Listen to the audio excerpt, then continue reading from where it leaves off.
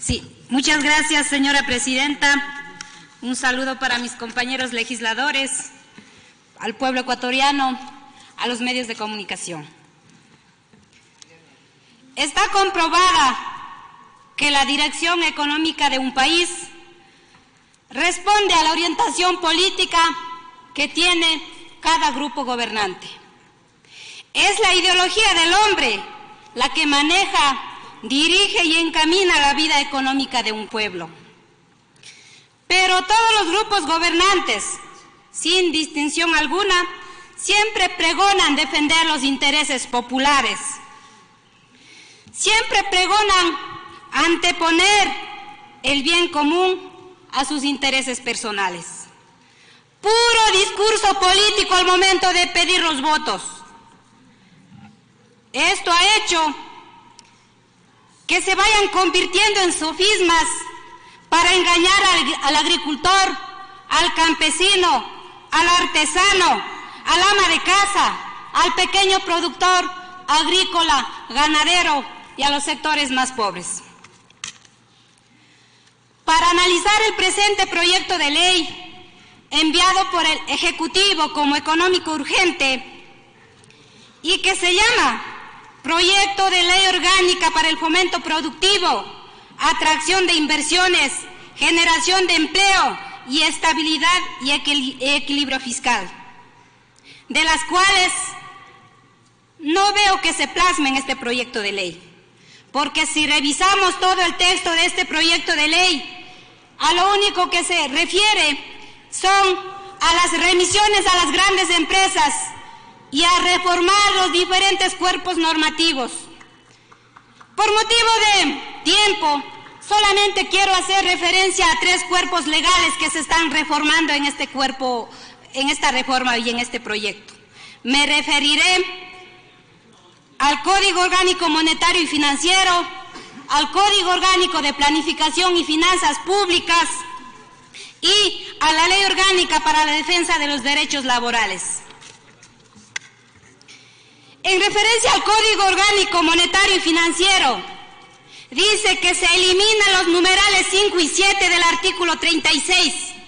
Esto tiene que ver con las funciones del Banco Central.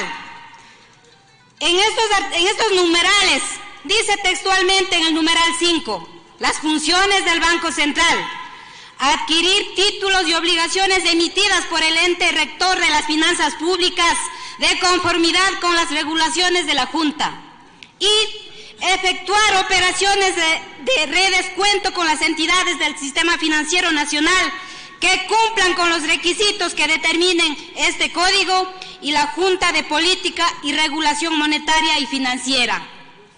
Con esta propuesta le quita la posibilidad al Estado ecuatoriano de buscar toda línea de financiamiento público desde el Banco Central a través de los denominados CETES, bonos o papeles, para generar liquidez y dinamizar la economía general. Con esta eliminación, el Estado se verá obligado a someterse al financiamiento y condicionamiento de las multinacionales y bancos extranjeros o bancos privados.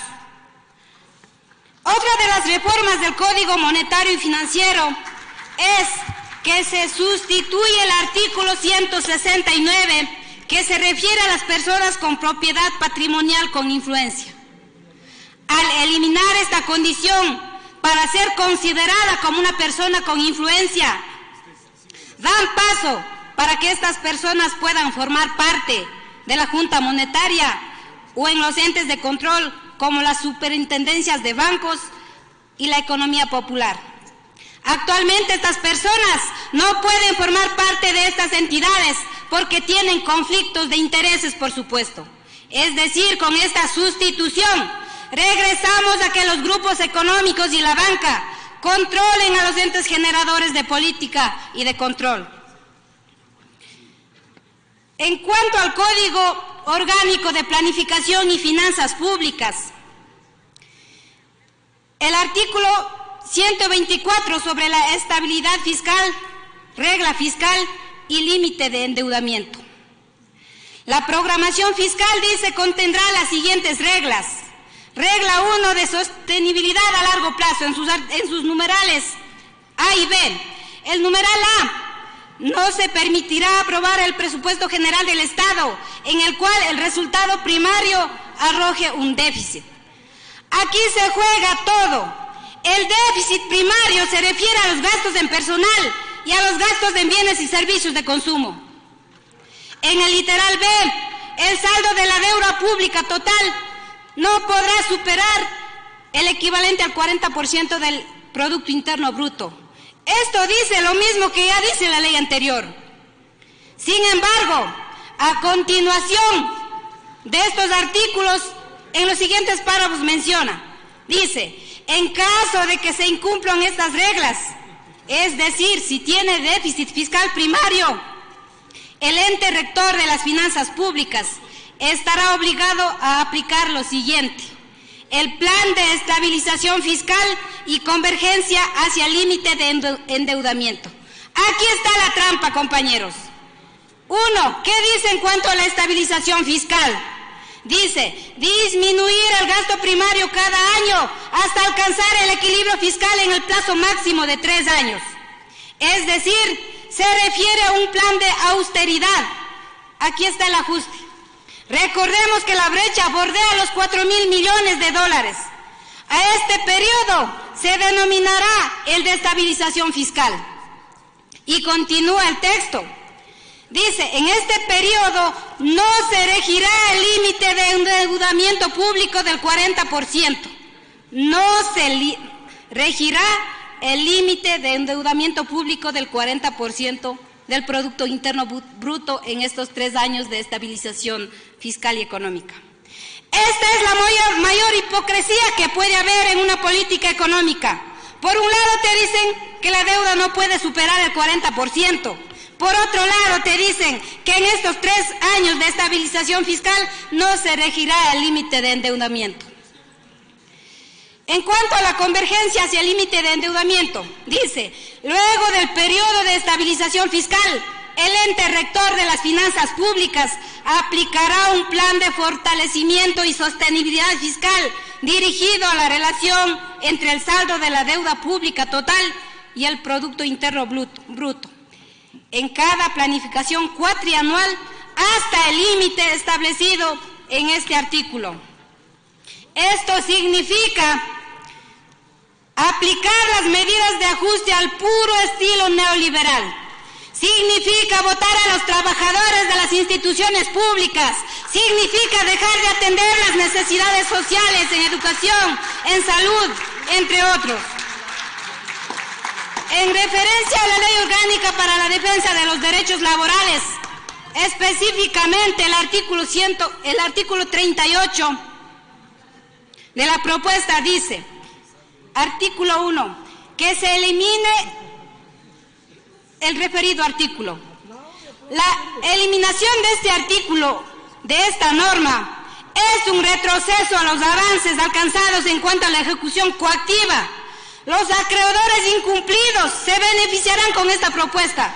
Incluso se elimina la posibilidad de cobro a los herederos o el embargo y el remate de otros bienes que honrarían dichas deudas.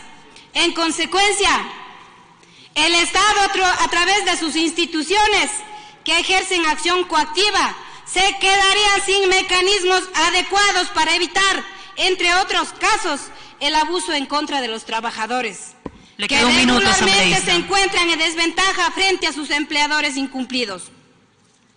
La supresión de este artículo 1 de la ley trae como consecuencia la imposibilidad de ejercer acciones legales necesarias para garantizar el incumplimiento de las sentencias establecidas por el juez de trabajo cuando se trata de conflictos individuales o por la autoridad administrativa cuando se trata de conflictos colectivos.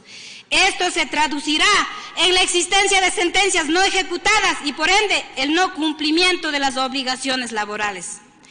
Es una vergüenza que el SRI no haya exigido el pago a los grandes deudores, pero sí haya exigido el pago de los impuestos a las pequeñas tiendas de los barrios, a los pequeños centros comerciales, mientras que a la gran empresa que tiene que pagar millones de dólares no se lo cobre a tiempo.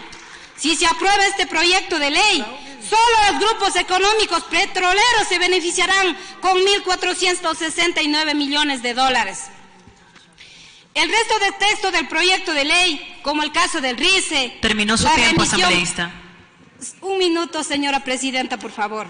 De la remisión de las deudas por matriculación de infracciones de tránsito, entre otros, considero que son pequeños adornos distractores en esta implementación de un plan de ajuste neoliberal. Los grandes ausentes son los emprendimientos, los campesinos que sostienen la soberanía alimentaria del país, los artesanos, entre otros sectores populares. Taitakuna mamakuna, kay hatun pushak lenin kamachita kachashkamanta mana wakcha runakunata yanapan. Ashtawankari hatun kullki chariu kan, chaymanta kay kamachika anchuchinami kan. Muchas gracias, señora presidenta.